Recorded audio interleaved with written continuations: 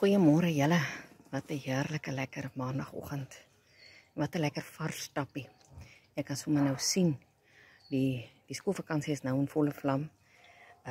Die kinders oefen nou nie meer die oorkant by die veld nie. En dit was sommer net 'n baie lekker stil stappie geweest behalwe vir die paar karre wat nou nog werk toe ry en want die winkels moet ons oop wees. Ons sou mos nog gaan bietjie shopping nie. Julle terwyl ek gestap het, was dit so lekker om so bewus te raak van die Here se teenwoordigheid.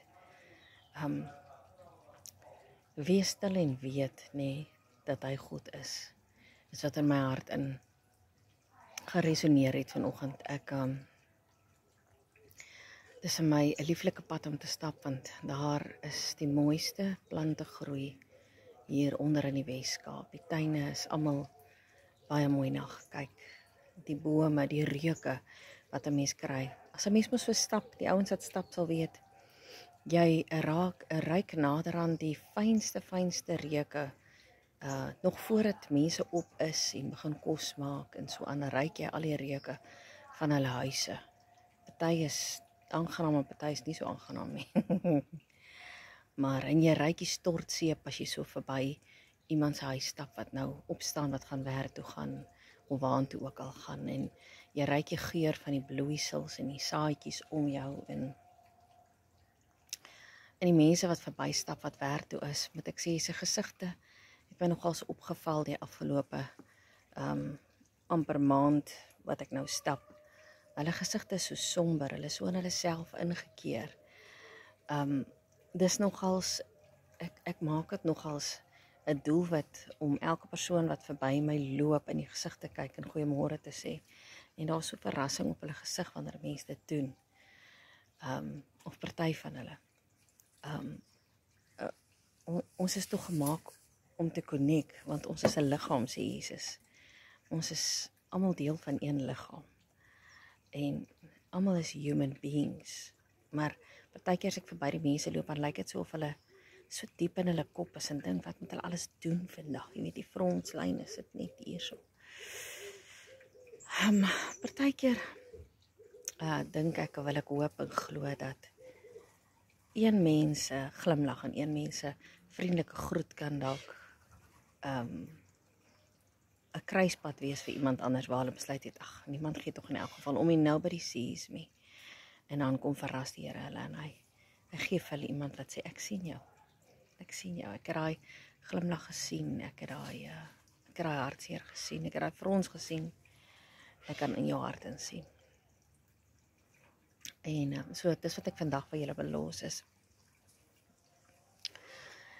Een van die grootste gebod wat ons Papa Vader vir ons gee, is om hom lief te hê met ons hele hart en ons hele verstand en ons hele gees, alles, ons hele drie eenheid, want hy het ons gemaak soos wat hy is.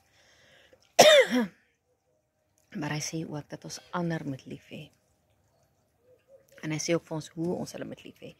Want as jy dink, daar's ander wat maklik is om lief te hê, soos jou mense in die huis, jou kinders, jou man, jou ma, pa, jou familie, al daai, en dan staan die wat moeiliker is om lief te hê, as byvoorbeeld daai een gesinslid of familielid wat altyd moeilikheid maak, of die bestuurder by die werk, of daai een kollega by die werk, of die een op die bus of die trein, of wie dit ook al is, of daai een wat jou leed aangedoen het, wat jy net nie daai uit jou gedagtes uit kan kry. Hulle is bietjie minder maklik om voor lief te wees, maar God het nie 'n onderskeid gemaak nie. Hy het nie gesê, hê net die lief wat jou lief het nie, of van wie jy hou nie.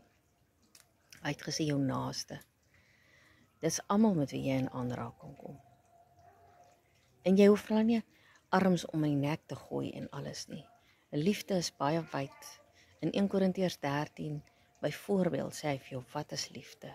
So hy sê vir jou, wat is liefde? As jy wil weet, wie moet jy lief hê, dan sê hy vir jou in sy wet, jou naaste. As jy wil weet, hoe moet ek hulle lief hê, dan gaan kyk jy byvoorbeeld na 1 Korintiërs 13, hy sê vir jou daar, wat die liefde is, of wat die liefde nie is nie, so die teenoorgestelde, né? Geduldig, opbouend, nie grootpraterig nie, geduldig, het ek dit al gesê, kan nie onthou nie. Maar julle weet ons in 1 Korintiërs 13, nê? En dan sê hy, al kan jy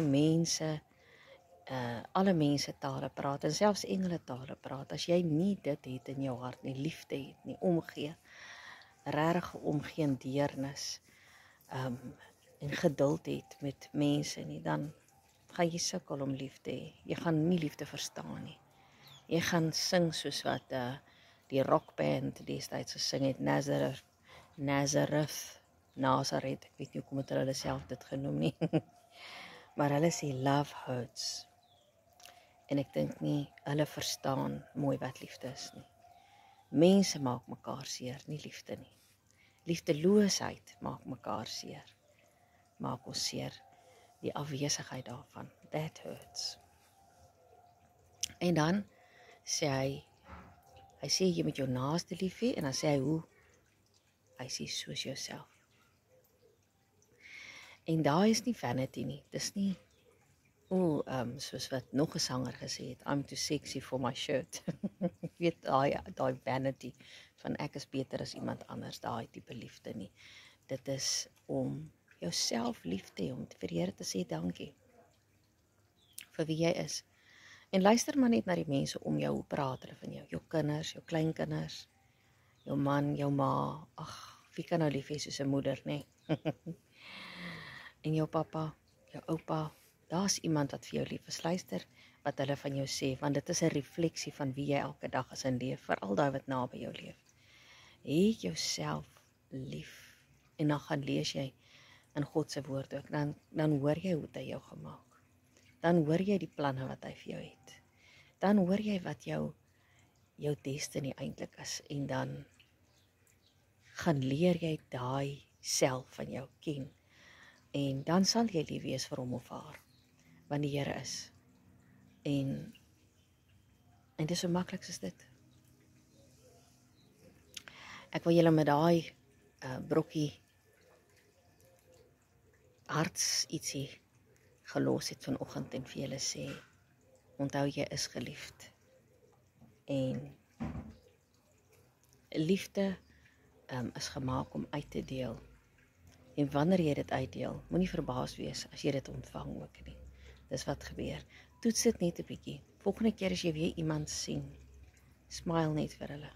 Jy gaan of 'n agterdogtige, omdat jy nooit smile kry nie, of jy gaan 'n terugsmile kry, veral van 'n vreemdeling. En ja toe, van my af dan na julle toe, be blessed. And always be that blessing too. Mooi loop.